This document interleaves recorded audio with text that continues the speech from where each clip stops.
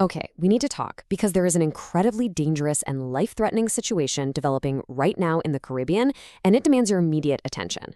We're going to break down all the latest official information on Hurricane Melissa so you know exactly what's coming and how to get ready.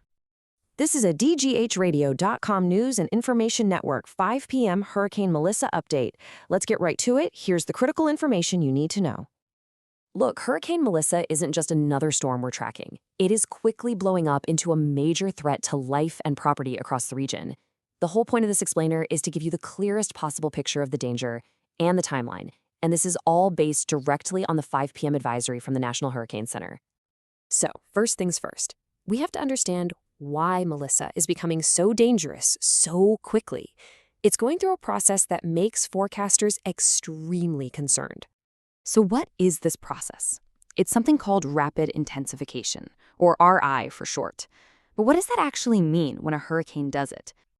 Rapid intensification is pretty much exactly what it sounds like. The storm is powering up at a terrifying rate. It's like the storm just slammed its foot on the accelerator. Forecasters are seeing all the classic signs: intensely cold cloud tops wrapping neatly around the center, and Jamaican radar is already showing a well-defined eye starting to form. These are the telltale signs of a storm that's getting its act together and fast. And this brings us to the most crucial point.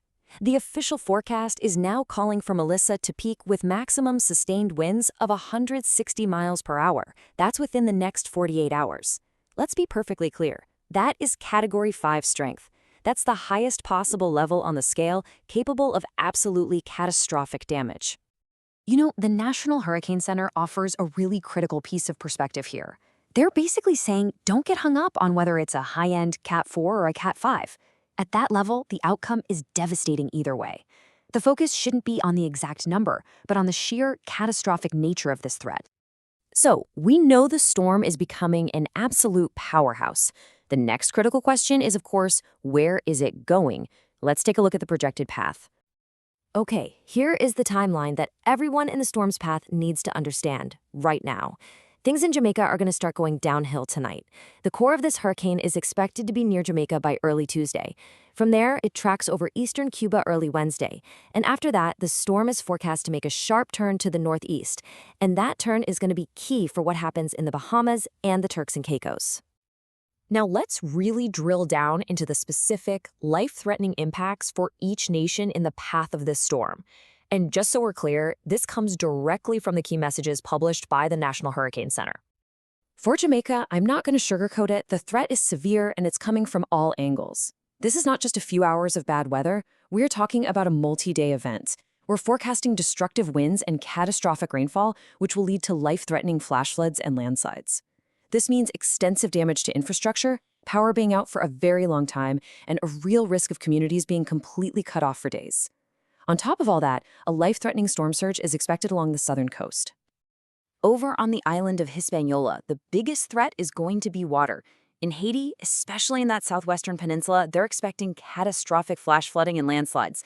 And in the Dominican Republic, that heavy rainfall is also going to produce some really dangerous flooding and landslides in the southern parts of the country. Now, as Melissa tracks northward later in the week, the danger really starts to ramp up for eastern Cuba, the southeast Bahamas, and the Turks and Caicos Islands.